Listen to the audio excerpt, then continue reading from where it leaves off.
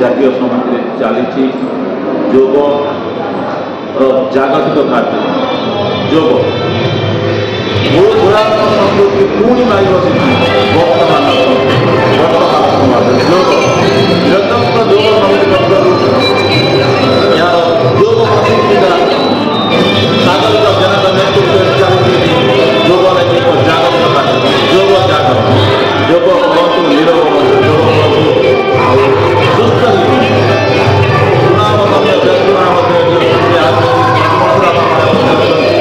ଆୟୁର୍ବେଦିକ ପରାମର୍ଶଦାତା ଏବଂ ବହୁ ବିଶିଷ୍ଟ ସାମ୍ବାଦିକ ସାହିତ୍ୟମାନ ମଧ୍ୟ ଉପସ୍ଥିତ ସମସ୍ତଙ୍କର ଗୋଟିଏ ବାର୍ତ୍ତା ଯୋଗ କରନ୍ତୁ ନିରୋଗ କରନ୍ତୁ ଯୋଗ କରନ୍ତୁ ସୁସ୍ଥ ଏହି ପରିପ୍ରେକ୍ଷୀରେ ଆମେ କିଛି ମତାମତ ସଂଗ୍ରହ କରିଛୁ।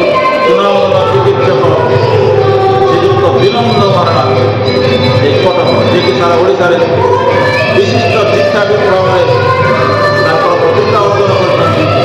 ସାଗରିକ ଜେନା ପ୍ରଶିକ୍ଷିକା ଯୋଗ ପ୍ରଶିକ୍ଷିକା ଯିଏକି ତାଙ୍କର ମଧ୍ୟ ବହୁତ ନାମ ଅଛି ଏହି ଯୋଗ ଶିକ୍ଷା କ୍ଷେତ୍ରରେ ଏବଂ ଅନ୍ୟାନ୍ୟ ବହୁ ଆଜି ଯୋଗ ପ୍ରତି ଯାହାର ଆକର୍ଷଣ ହେଉଛି ସେଇମାନଙ୍କୁ ଆମେ ମତାମତ ଯୋଗ ବିଷୟରେ ଏବଂ ଏ ବାର୍ତ୍ତା ପହଞ୍ଚିବାକୁ ଚେଷ୍ଟା କରୁଛୁ ମଧ୍ୟ ଏ ବାସ୍ତବ ପକ୍ଷରୁ ସଞ୍ଜୟ କୁମାର ଶତପଥୀ ଏବଂ କ୍ୟାମେରାମ୍ୟାନ୍ ସଞ୍ଜୟ କୁମାର ସିଂଙ୍କ ସହ ଏହି କଟକ ଜଗତମରା।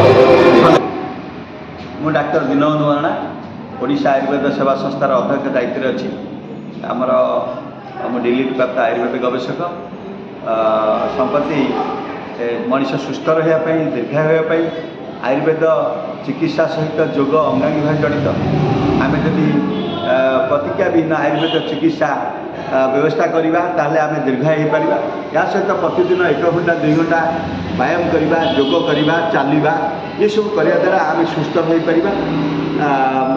ଯୋଗ ଚିତ୍ତବୃତ୍ତି ନିରୋଧ ଯୋଗ କରିବା ଦ୍ୱାରା ଆମ ଶରୀର ସୁସ୍ଥ ମାନସିକ ମନ ସବୁ ସୁସ୍ଥ ରହିବ, ଆମେ ଦୀର୍ଘାୟୁ ହେଇପାରିବା। ଆମ ଆୟୁର୍ବେଦ ଚିକିତ୍ସାର ମୂଳ ଲକ୍ଷ୍ୟ ହେଉଛି ସୁସ୍ଥ ବ୍ୟକ୍ତିର ସ୍ୱାସ୍ଥ୍ୟକୁ ରକ୍ଷା କରିବା ସହିତ ରୋଗୀର ରୋଗକୁ ଆରୋଗ୍ୟ କରିବା, ଅର୍ଥାତ୍ preservation of health and eradication of disease the main purpose of Ayurveda. ଆୟୁର୍ବେଦର ପ୍ରବର୍ତ୍ତକ ଆମର ଧନ୍ୱନ୍ତରୀ ମହର୍ଷି ଚରକ, ସୁଶ୍ରୁତ, ବାଘଭଟ୍ଟ, ଭେଳ, ମାଧବକର ପ୍ରଭୃତି ମୁନି ଋଷି ଅଛନ୍ତି। ତଥାପି ମହର୍ଷି ପତଞ୍ଜଳି ଯୋଗ ଉପରେ ଅନେକ ପୁସ୍ତକ ଲେଖିଛନ୍ତି ଯାହାକି ଆଦର ଲାଭ କରିଛି। କେବଳ ଭାରତରେ ନୁହେଁ ସାରା ପୃଥିବୀରେ ଏହି ଯୋଗର ଚାହିଦା ବଢ଼ିଛି। ଭାରତର ପ୍ରଧାନମନ୍ତ୍ରୀ ନରେନ୍ଦ୍ର ମୋଦିଙ୍କ ଉଦ୍ୟମରେ ବିଶ୍ୱ ଯୋଗ ଦିବସ ପାଳନ କରାହେଉଛି ପ୍ରତିବର୍ଷ। ତେଣୁ ଆମେ ପ୍ରତିଦିନ ଯୋଗ କରିବା ନିହାତି ଆବଶ୍ୟକ। କପାଳଭାତି କରିବା, ଯୋଗ କରିବା ଏସବୁ ଆମ କରିବା ଦ୍ୱାରା ଆମେ ନିଶ୍ଚିତ ଭାବରେ ସୁସ୍ଥ ରହିପାରିବା, ଦୀର୍ଘାୟୁ ହେଇପାରିବା ଏବଂ ନିଜେ ସୁସ୍ଥ ରହିଲେ ନିଜ ପାଇଁ କିଛି କରିବା ସହିତ ସମାଜ ପାଇଁ ମଧ୍ୟ କିଛି କରିପାରିବା। ମୁଁ ଏହି ଅବସରରେ ଆପଣମାନଙ୍କୁ ସମସ୍ତଙ୍କୁ ଏହି ଚ୍ୟାନେଲ୍ ମାଧ୍ୟମରେ ଅନୁରୋଧ କରିବି ଆପଣମାନେ ପ୍ରତିଦିନ ଯୋଗ କରନ୍ତୁ, ସିଝା ପାଣି ପିଅନ୍ତୁ, ବ୍ୟାୟାମ କରନ୍ତୁ, ଅଖାଦ୍ୟ ବର୍ଜନ କରନ୍ତୁ, ତେଲ ଛଣା ଖାଦ୍ୟ, କଡ଼ାକନ, ଚା ଏହିସବୁ ଖାଦ୍ୟ ଠାରୁ ଦୂରେଇ ରହିବେ ଏବଂ ସିଝା ପନିପରିବା ଖାଇବେ, ଯାହାଦ୍ୱାରା ଆପଣମାନେ ସୁସ୍ଥ ରହିବେ, ଦୀର୍ଘାୟୁ ହେବେ। ମୁଁ ଏହା ହିଁ ଆପଣମାନଙ୍କର କାମନା କରୁଛି। ଡକ୍ଟର ରବିରଞ୍ଜନ ସଭାପତି କଟକ ପତଞ୍ଜଳି ଆରୋଗ୍ୟ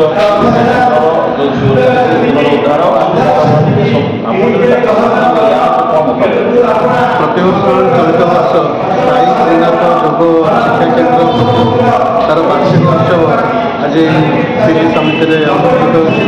ଆମ ସମସ୍ତଙ୍କ ପାଇଁ ଏକ ଗର୍ବର आज साईनाथ निरंजक जोग समितिर 11तम वार्षिक दिवस 11 वर्ष होगा 10 वर्ष पूरी आउ जो मैंने मत भल पाई आश्चर्य मुझे किसी भी देपारूनी ये निरीह गोटे दुर्बल अनुष्ठान आउ दुर्बल महिलाटे भगवान को आश्रा चली मुझे जापारूनी केमी हूँ किए करुच्ची कौन करुच्ची मुझे भी जापारूनी कि सी कर सी मत सब दौर अनुभव करुच्ची आखा सबुदिन मो नुआ भाई लगुच मु 10 वर्ष रास्ता गली मत जीवन में कंटा भी आसी ना मु भगवान को एति मांगी हे प्रभु परमेश्वर हे परम पिता मुझे सका उठुची मत सका उठे दे तो कम मत लगे दे मत सका जगे दे तो कम टे लगे दे सका मुझे 4 घंटा सेवा जो रोचे मत परम तृप्ति मिलूँ जो सुख मिलूँ मुझे बढ़ेबार अच्छे मत कारण मत सुख मिलवर क्षेत्रକୁ ମୁଁ ବଢ଼ଉଛି ବହୁତ ଆନନ୍ଦ ମିଳୁଛି